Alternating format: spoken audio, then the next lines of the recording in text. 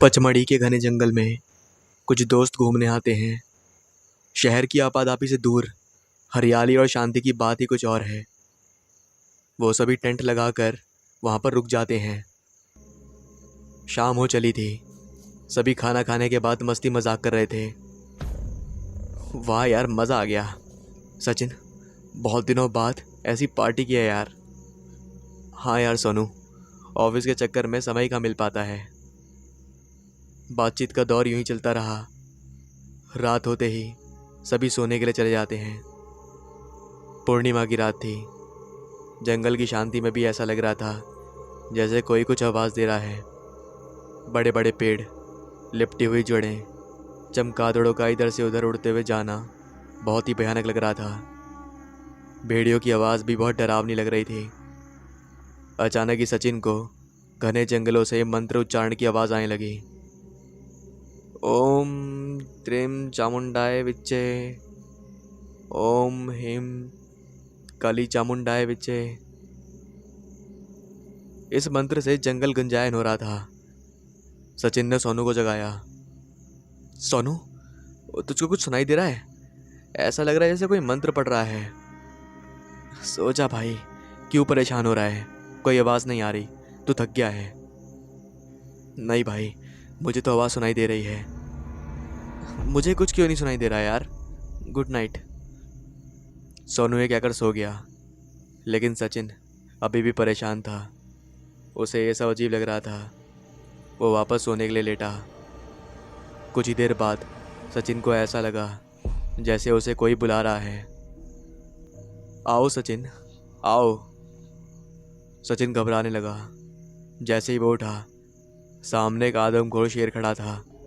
उसकी आंखें नीली थीं, बड़े बड़े दांत जिनसे खून टपक रहा था। सचिन उसको देखकर वशीभूत हो गया। शेर वापस जंगल में जाने लगा। सचिन भी उसके पीछे पीछे चल दिया। धीरे धीरे मंत्र की आवाज़ तेज होने लगी। जंगल में अजीब से जानवर नजर आ रहे थे। बड़े बड़े चमगादड़, भेड़िए, उल्लू, जो कि नॉर्मल रूप से बहुत अलग थे। बहुत बड़ा पेड़ जो कि काले रंग का था, वो भी मंत्रोच्चारण कर रहे थे। ऐसा लग रहा था कि पूरा जंगल ही सजीव है, मतलब कि जिंदा है। सचिन घने जंगलों के बीच पहुंचा। वहां एक तांत्रिक हवन कर रहा था। उसके द्वारा ही यह मंत्रोच्चारण हो रहा था। आसपास ही कई कंकाल पड़े हुए थे। पास ही खून का झंडा बह रहा था। वो जगह साक्षात नरक लग रही थी। वहीं एक बड़ी मूर्ति बनाई गई थी जिस पर नरमुंडों की माला चढ़ी हुई थी। तांत्रिक ने सचिन को हवन कुंड के सामने बैठने का इशारा किया। सचिन वहां जाकर बैठ गया। तांत्रिक ने कुछ और मंत्रों का जाप किया। पास ही एक फरसा वहां रखा हुआ था। तांत्रिक ने उसे उठाया और मंत्र पढ़ते हुए एक झटके में सचिन की गर्दन धड़ से अलग कर दी। गर्दन सीधे हवन कुंड में गिरकर जलने लगी। कुछ ही देर बाद तांत्रिक यज्ञ पूर्ण करके जोर जोर से हंसने लगा। अचानक एक रोशनी आई और उसके शरीर में समाहित हो गई। वो सचिन की आत्मा थी। गुरुदेव, आपकी कृपा से मैं और शक्तिशाली बनते जा रहा हूँ। वो दिन दूर नहीं जब मैं इस दुनिया का सबसे शक्तिशाली मनुष्य बन जाऊंगा। उसके बाद मुझे कोई मार नहीं सकेगा। अगले दिन सुबह जब सोनू उठा तो उसे सचिन कहीं नहीं मिला। उसने सभी दोस्तों से पूछा, लेकिन उसका किसी को कुछ पता नहीं था। कुछ देर इंतजार करने के बाद फॉरेस्ट ऑफिसर को खबर दी गई। फॉरेस्ट ऑफिसर के रेंजर गौतम आए। सचिन को आखिरी बार तुमने कब देखा था? सर, रात को उसने मुझे जगाया था, लेकिन मैंने उसकी बातों पर ध्यान नहीं दिया। उस जंगल से कुछ आवाज़ें आ रही थी उसे। तो इसका मतलब ज़रूर वो घने जंगल में चला गया है। इस जंगल का रास्ता बहुत कठिन है। वो एक भूल भुलैया है। इस जंगल से बाहर निकलना आसान नहीं है। पहले भी कई केस आ चुके हैं। यहाँ तक कि पालतू जानवर भी वहाँ से वापस नहीं आ पाए। प्लीज़ सर, कुछ कीजिए। वो मेरा जिगरी दोस्त है। उसके माँ बाप को मैं क्या जवाब दूंगा? ठीक है सोनू, हम पूरी कोशिश करेंगे। आप सब अपने घर जाइए। ये कहकर गौतम ने सभी को घर भेज दिया। अगले दिन ये खबर समाचार पत्रों में प्रकाशित हुई। इस खबर को एक व्यक्ति डॉक्टर मुखर्जी ने पढ़ा, जो कि पृथ्वी के गढ़ रहस्यों पर रिसर्च कर रहे थे। उनकी नज़र इस जंगल में घटित घटनाओं पर पहले से ही थी। उन्होंने इन जंगलों में जाने का निर्णय लिया। डॉक्टर मुखर्जी ने रेंजर गौतम को बुलाया। Doctor Mukherjee, hello mister Gautam, मैं डॉक्टर मुखर्जी बोल रहा हूँ। दरअसल मैं कोलकाता से बोल रहा हूँ। आपके सीनियर ने मेरे बारे में बताया होगा आपको। यस सर, कैसे हैं आप? मुझे आपके बारे में जानकारी मिल गई है। कब आ रहे हैं आप? बस अगले हफ्ते आ रहा हूँ। साथ में मेरा एक स्टूडेंट भी आ रहा है। ठीक है सर, आप आ जाइए, मैं आपके ठहरने का बंदोबस्त कर देता हूँ। अगले हफ्ते डॉक्टर मुखर्जी और उनके स्टूडेंट अरविंद पचमढ़ी पहुँच गए। वहाँ गौतम ने उनका स्वागत किया। आइए डॉक्टर, कैसे हैं आप? रास्ते में कोई तकलीफ तो नहीं हुई आपको? अरे थैंक यू गौतम, सफ़र बढ़िया था यार। यहाँ की हरियाली तो बड़ी मस्त है, मज़ा आ गया। अरविंद, तुम बताओ, कैसा लग रहा है यहाँ? बहुत बढ़िया सर, मैं कोलकाता के बाहर पहली बार निकला हूँ। अच्छी बात है, आप दोनों आकर थोड़ा तैयार हो जाइए, मैं आपके खाने का प्रबंध करता हूँ। अरे धन्यवाद गौतम। रात में भोजन के बाद तीनों बातचीत करते हैं। थोड़ा आपकी शोध के बारे में बताइए डॉक्टर मुखर्जी। गौतम, मैं इस पृथ्वी के गण रहस्यों के बारे में शोध कर रहा हूँ। विज्ञान ने बहुत तरक्की कर ली है, लेकिन जीवन के रहस्यों के बारे में अभी तक कुछ जान नहीं पाया है। जैसे हमारी मौत के बाद क्या होता है, आत्मा का कोई अस्तित्व है या नहीं। ओह बहुत बढ़िया डॉक्टर, हमें तो अपनी ड्यूटी के अलावा कोई ध्यान ही नहीं रहता। मुझे पूरा यकीन है कि इस जंगल में आत्माओं का वास है या कोई तंत्र क्रिया कर रहा है। मेरे अध्ययन के अनुसार सभी घटनाएं पूर्णिमा की रात को हुई हैं। पूर्णिमा और अमावस की रातें तंत्र क्रिया के लिए उत्तम मानी गई हैं। अच्छा डॉक्टर, तो क्या आप उस जंगल में जाने का सोच रहे हैं? हाँ गौतम, इसीलिए तो मैं आया हूँ। अगर मेरे अध्ययन से समाज का भला हो तो इससे अच्छी बात और कुछ नहीं हो सकती। सही बात है डॉक्टर। गौतम, अरविंद ने कुछ उपकरण बनाए हैं जिनकी सहायता से हम आसपास की नेगेटिव ऊर्जा को डिटेक्ट कर सकते हैं। ये तो कमाल है। ये सुन के तो मेरी जानने की इच्छा और बढ़ रही है। क्या आपके साथ मैं भी चल सकता हूँ? अरे ज़रूर, पूर्णिमा अगले हफ्ते है। तब तक मैं यहीं रखकर इस जंगल को समझने की कोशिश करता हूँ। बातचीत पूरी होने के बाद सभी सोने चले गए। अगले दिन से डॉक्टर मुखर्जी और अरविंद जंगल के आसपास नज़र रखने लगे। उन्होंने पास के गांव में पूछताछ करी। गांव के एक आदमी भूरा ने उसकी आप बीती बताई। साहब, मेरी गाय एक दिन उस जंगल में चली गई थी। मैं उसे पीछे पीछे लेने गया। जंगल में अजीब सा अनुभव हो रहा था मुझे। अजीब सी आवाज़ें आ रही थी। ऐसा लग रहा था वहाँ के पेड़, जीव जंतु सभी बोल रहे हों। अचानक ही पेड़ों की जटाओं ने मेरे पैरों को जकड़ लिया। मैंने अपनी दराती से उन जटाओं को काटा। बड़ी मुश्किल से जान बचाकर भागा हूँ सर। गांव आकर मैंने सभी को ये बात बताई, लेकिन किसी ने मेरी बात पे विश्वास नहीं करा। सबने मुझे शराबी कहकर मेरा मजाक उड़ाया। वो दिन है और आज का दिन है, मैंने उस जंगल में पैर नहीं रखा। डॉक्टर मुखर्जी और अरविंद अगले दिन जंगल के बाहरी हिस्से में गए। अरविंद, मशीन ऑन कर दो बेटा। अरविंद ने नेगेटिव ऊर्जाओं को डिटेक्ट करने वाली मशीन ऑन करी। जैसे जैसे वे अंदर जाते हुए मशीन पर बीप की आवाज़ तेज़ होने लगी। अचानक ही पेड़ों में हरकत शुरू हो गई। तेज़ हवा चलने लगी। पेड़ों की जगह बढ़ने लगी। डॉक्टर मुखर्जी के पैरों को जकड़ने लगी। उन्होंने पेड़ों की जड़ों को तलवार से काट दिया। अचानक ही सामने कुछ आदमखोर भेड़िया आ गए, जिनकी आंखें नीली, बड़े बड़े दांत और रंग काला था।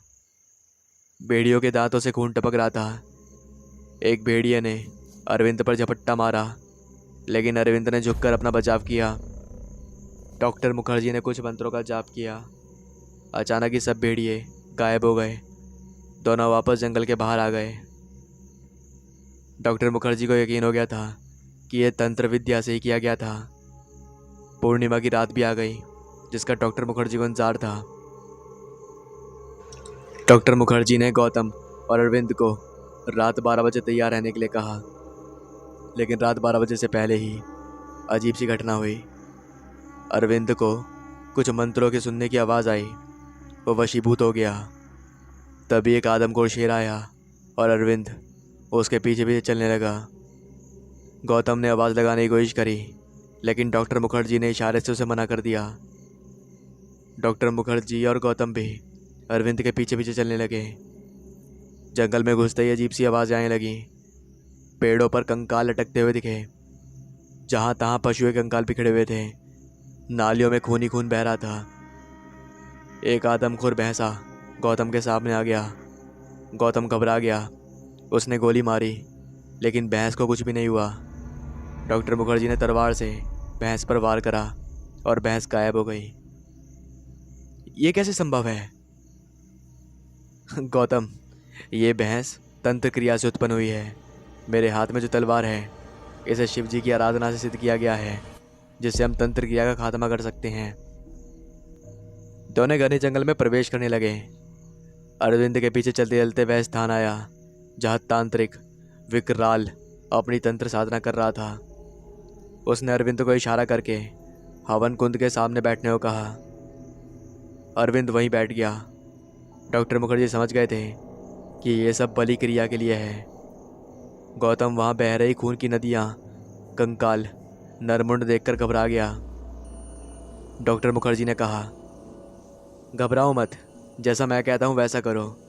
जैसे ही मैं इशारा करूँ, इस गंगा जल से हवन कुंड की अग्नि बुझा देना। डॉक्टर मुखर्जी ने इशारा करा और गौतम ने हवन कुंड में गंगा जल डालकर अग्नि को बुझा दिया। मौका पाकर डॉक्टर मुखर्जी ने तांत्रिक के गुरु की मूर्ति पर तलवार चलाकर उसे गिरा दिया। अरविंद वशीकरण से मुक्त हो गया। डॉक्टर ने अरविंद को वहाँ से उठने को कहा। तांत्रिक ये सब देखकर अचंभित हो गया। वह क्रोध में आ गया। तांत्रिक ने मंत्र पढ़ना शुरू किया, जिससे तेज हवाएं चलने लगी। सभी पेड़ जिंदा हो गए। तरह तरह के पशुओं ने घेरा बना लिया। गौतम और अरविंद को पेड़ ने जकड़ लिया। तुम लोगों ने मेरी साधना भंग करके अपनी मृत्यु को आमंत्रण किया है। अब तुम तीनों जीवित नहीं बचोगे। डॉक्टर ने कुछ मंत्र पढ़े और सभी पेड़ों और जानवरों पर गंगाजल छिड़का, जिससे वो गायब हो गए। तांत्रिक, तंत्र मंत्र का उपयोग केवल समाज की भलाई के लिए होना चाहिए। तुम ईश्वर से बड़े नहीं बन सकते। हर बुराई का अंत निश्चित है। इतना कहकर डॉक्टर मुखर्जी ने तांत्रिक विकराल की गर्दन धड़ से अलग कर दी।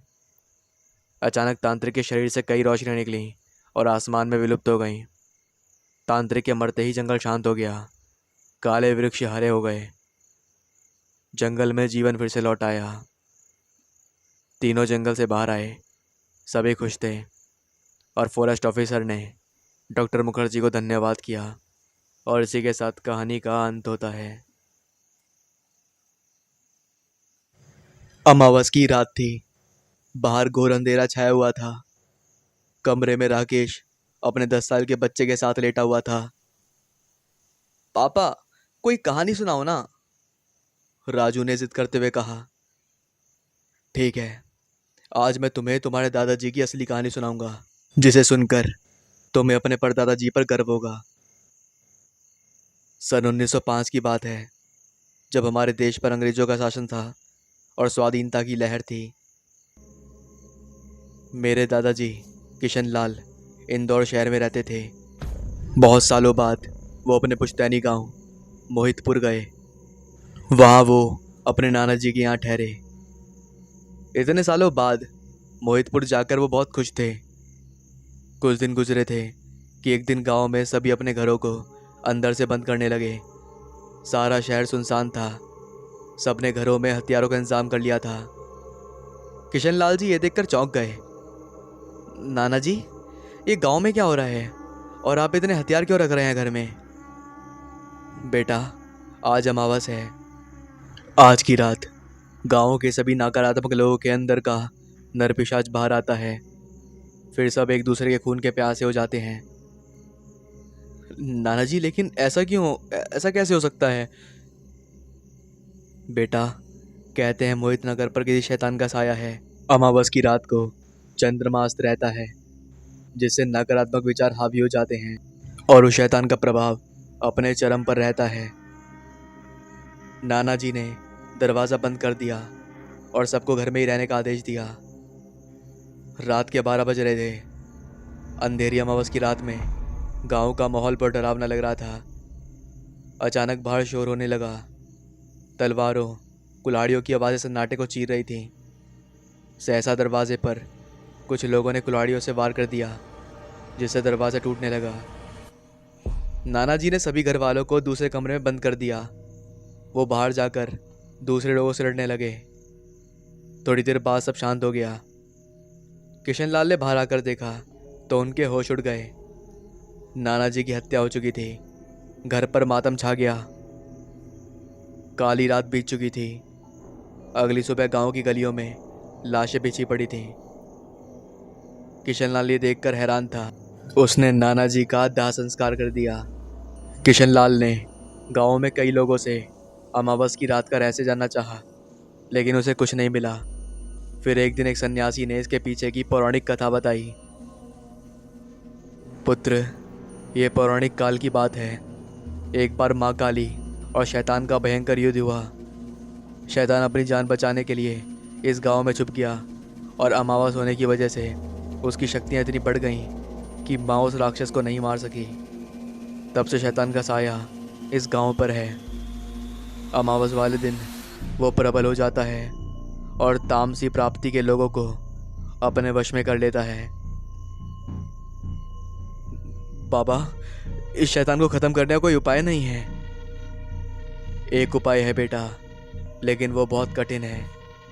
यहाँ से 200 किलोमीटर दूर घने जंगलों में एक गुफा है। कहते हैं वह माँ काली का सिद्ध त्रिशूल रखा है, जिसकी निगरानी नागराज कर रहे हैं। केवल सच्चा, दिलेर और ईमानदार व्यक्ति ही उस त्रिशूल को प्राप्त कर सकता है। अगले ही दिन किशनलाल उस जंगलों में जाने के लिए निकल पड़ा। घने जंगल में सूरज की रोशनी तक नहीं आ रही थी। जंगली जानवर, सांप, बिच्छू, इन सब से जंगल भरा पड़ा था। करीब 15 दिन बाद किशनलाल सन्यासी की बताई हुई जगह पर पहुंचा। गुफा के अंदर बहुत अंधेरा था। सांपों की बाम्बियों से गुफा भरी हुई थी। किशनलाल आगे चला गया। अंदर उसे एक चमकता सोने का त्रिशूल दिखा, जिसके ऊपर नागराज बैठे हुए थे। किशनलाल ने नागराज को प्रणाम किया और उनसे त्रिशूल का निवेदन किया। नागराज मानव रूप में आ गए। उन्होंने किशनलाल को वो त्रिशूल दिया और शैतान को मारने का वरदान दिया। किशनलाल त्रिशूल के साथ अमावस की रात को उसने माँ काली के मंदिर में हवन करना शुरू किया। थोड़ी ही देर में लोगों की भीड़ उसे मारने के लिए आ गई, जो कि शैतान के द्वारा वशीभूत थी। वो भीड़ मंदिर के बाहर ही खड़ी हो गई। किशनलाल मंत्र पढ़ते जा रहा था। अचानक तेज हवाएं चलने लगी और बिजली कड़कने लगी। शैतान आसमान में हंसने लगा। मौका पाकर किशनलाल ने त्रिशूल शैतान के ऊपर फेंका, जिससे शैतान नष्ट हो जाता है। वातावरण एकदम शांत हो गया और मंदिर के बाहर खड़े लोग होश में आ गए। तो इस तरह दादाजी ने उस शैतान को मारा? वाह पिताजी, पर दादाजी तो बहुत बहादुर थे। हाँ चलो अब सो जाओ, गुड नाइट। राकेश लाइट बंद करके अपने बाथरूम में चला गया। बाथरूम में जाते ही जब उसने लाइट ऑन करी तो वो घबरा गया। उसकी पत्नी रोमा हाथों में चाकू लिए खड़ी थी। वो चाकू खून से भरा हुआ था। इसी के साथ कहानी का अंत होता है। अमावस की काली रात थी। चारों तरफ सन्नाटा। कुत्तों के रोने की आवाज़ सन्नाटे में गूंज रही थी। गांव के बाहर एक कब्रिस्तान, जहां सालों से कोई आया नहीं था। कहते हैं यहाँ बुरी आत्मा का निवास है। अचानक एक गाड़ी रोड से गुजरते हुए कब्रिस्तान के बाहर लगे पेड़ से टकरा गई, जिसका चालक नशे में था। वो गाड़ी से बाहर निकला, आसपास मदद की तलाश करने लगा। उस इंसान का नाम था अमन। एकाएक उसे एक आदमी सूट बूट में कब्रिस्तान के बाहर नजर आया। अमन ने उस आदमी को जोर से आवाज़ लगाई, सुनिए, मेरी गाड़ी इस पेड़ से टकरा गई है, क्या आप मेरी मदद कर देंगे? उस अनजान आदमी ने जैसे ही पीछे मुड़कर देखा, अमन घबरा गया। अमन हैरानी में पड़ गया कि इतनी रात में कब्रिस्तान के बाहर सूट बूट में कोई कैसे आ सकता है। वह अनजान आदमी अजीब सा लग रहा था। घुंघराले बाल, कंजरी आंखें, बड़ी हुई सफ़ेद दाढ़ी। पहले तो उसे ऐसा लगा कि जैसे वो ज़्यादा नशे में है, लेकिन फिर उसने सोचा कि क्यों ना उस अनजान आदमी से एक बार बात करी जाए। सुनिए, आप इतनी रात को यहाँ क्या कर रहे हैं? क्यों, रात को कब्रिस्तान में आना मना है क्या? ऐसा नहीं है सर, लेकिन ऐसे स्थान पर इतनी रात को ज़्यादा खतरनाक हो सकता है। यहाँ भूत प्रेत भी हो सकते हैं। तभी वो अनजान आदमी कहता है, आप भूत प्रेत पर विश्वास करते हो क्या? ये सुनकर अमन कहता है, मुझे आप मूर्ख समझते हैं, ये सब दकियानुसी बातें हैं, भूत भूत कुछ नहीं होता। तो चलिए अंदर। अमन उस अज्ञात आदमी के साथ कब्रिस्तान में जाता है। चारों तरफ कब्रें बनी हुई थीं। कब्रिस्तान का दृश्य बड़ा ही भयानक लग रहा था। चमगादड़ इधर से उधर उड़ रहे थे। कब्रों पर मकड़ी के जाले बने हुए थे। ऐसे ही एक कब्र पर मुकेश की नज़र गई। अमन ने कब्र पर नाम पढ़ा, एंथनी डिकोस्टा 5, और ये क्या लिखा है, 1984। साहब, ये मेरी कब्र है। तभी अमन हंसते हुए कहता है, मजाक अच्छा करते हो आप। वह अजनबी आदमी एक रहस्यमय मुस्कान के साथ आगे बढ़ा। उसने अमन को पास ही बड़ी कुर्सी पर बैठने को कहा। अमन वहां पड़ी शराब को देखकर कहने लगा, अरे शराब का भी इंतजाम है, आज की रात तो मुझे जीवन भर याद रहेगी। ये सुनकर वो अजनबी आदमी भी कहता है, तो आओ फिर शतरंज की एक बाजी हो जाए। अरे बेशक, मैं तो इस खेल का चैंपियन हूँ, लेकिन एक शर्त है। कैसी शर्त भाई? अगर मैं हारा तो मैं हमेशा के लिए अपनी कब्र में चला जाऊंगा, और अगर तुम हारे तो तुम्हारी कब्र यहीं बनेगी। क्या है यार, अभी भी मजाक कर रहे हो? अच्छा ठीक है भाई, जैसा तुम कहो। मुकेश ने उस व्यक्ति की बातों को गंभीरता से नहीं लिया। दोनों ने खेल शुरू किया। जैसे जैसे खेल आगे बढ़ता गया, अमन के माथे से पसीना टपकने लगा। उसका गला सूखने लगा। उसके दिमाग में वही शर्त घूमने लगी। आखिरकार अमन वह बाजी हार गया। चलो भाई, तुम जीत गए, अब मैं चलता हूँ। अमन तेजी से कब्रिस्तान के गेट की तरफ भागने लगा। जैसे ही वो गेट तक पहुंचा, गेट अपने आप बंद हो गया। अमन को कुछ समझ नहीं आया, हो क्या रहा है ये? अपनी शर्त पूरी नहीं करोगे भाई?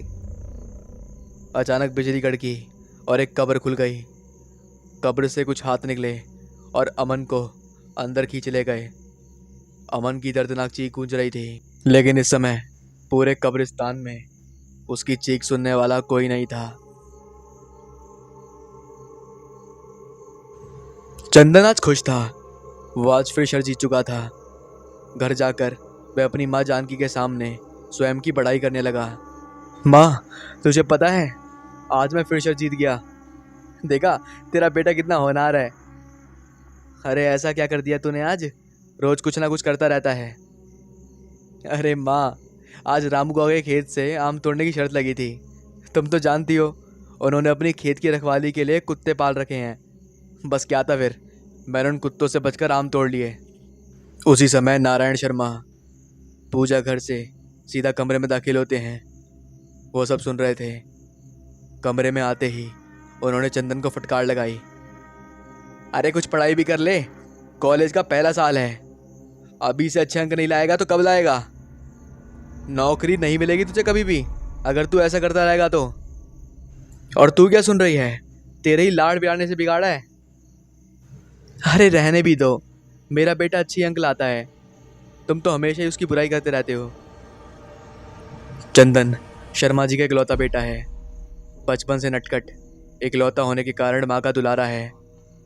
उत्तर प्रदेश के छोटे से गांव बालियान में शर्मा जी सरपंच हैं। शर्मा जी का बेटा होने के कारण गांव वाले चंदन की सभी शरारतों को नज़रअंदाज कर देते हैं।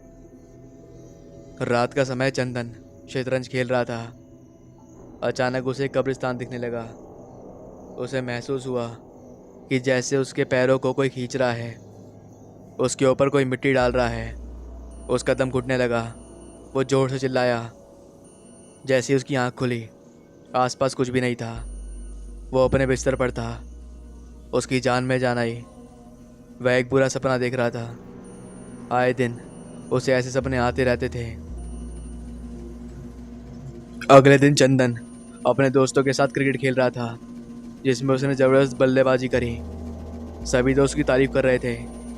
उन्हीं में से एक मित्र अनुपम, जो कि चंदन से थोड़ा जलता था, उसने चंदन से कहा, हमारी गेंदबाजी खराब थी, वरना तू पहले ही आउट हो जाता। अरे भाई, मेरी हारने की आदत नहीं है, ये बहाने बनाना छोड़ दे।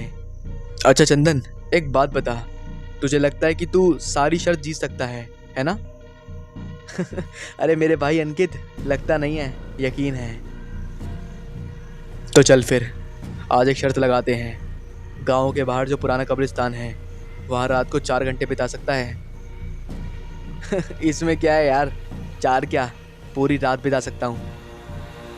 बाकी मित्र उस कब्रिस्तान का नाम सुनकर घबरा गए। एक मित्र, भाई क्या बोल रहे हो, वहाँ जाकर जान जोखिम में क्यों डाल रहे हो? अरे चल, मैं डरपोक नहीं हूँ। सभी मित्रों ने उसे काफ़ी समझाया, लेकिन उसने किसी की नहीं सुनी। उसने कब्रिस्तान में जाने की सोच ली। अब देखते देखते रात हो गई। रात में चंदन घर से ये कहकर निकल गया कि वो अंकित के यहाँ पढ़ने जा रहा है और रात को वहीं रुकेगा। रात के 12 बज चुके थे। काली रात में चंदन कब्रिस्तान के बाहर पहुंच गया। सन्नाटे में धीमी धीमी हवा चल रही थी। कुत्तों के रोने की आवाज़ काफ़ी डरावनी लग रही थी। चंदन थोड़ा घबराया हुआ था, लेकिन हिम्मत करके वो आगे बढ़ा। वो गेट पर पहुंचा ही था कि गेट अपने आप खुल गया। चंदन ने कब्रिस्तान में प्रवेश किया। जैसे ही वो आगे बढ़ा, उसके कंधे पर अचानक एक हाथ आया। चंदन घबरा गया। वो पसीना पसीना हो गया। जैसे ही उसने पीछे मुड़कर देखा, तो वही अजनबी आदमी सूट बूट में खड़ा था। उस आदमी को देखकर चंदन की आंखों के सामने कुछ दृश्य घूमने लगे। शतरंज, महल, शरबत उसे दिखने लगे। उसका सर चकराने लगा। उसने होश संभाला। क्या हुआ, तुम ठीक तो हो ना? हाँ, बस तुमसे ही मिलने आया था। तभी वो अजनबी इंसान हैरान हो गया। अच्छा, तुम इस कब्रिस्तान में आके डर नहीं लगा?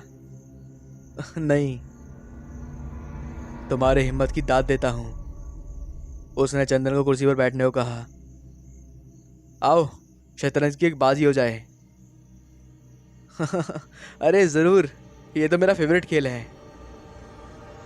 अजनबी आदमी रहस्य में मुस्कान के साथ, लेकिन एक शर्त है, अगर मैं हारा तो मैं कब्र में हमेशा के लिए दफन हो जाऊंगा, और अगर तुम हारे तो तुम्हारी कब्र आज यहीं बनेगी। मंजूर है। खेल शुरू होता है। चंदन के एक के बाद एक ऐसी चाल चलता है जिसके आगे उस व्यक्ति की एक नहीं चलती। जैसे जैसे वो हारने लगता है, वैसे वैसे बिजली कड़कने लगती है और तेज़ हवाएं चलने लगती है। ये शाह और मात, इतना कहते ही उस अजनबी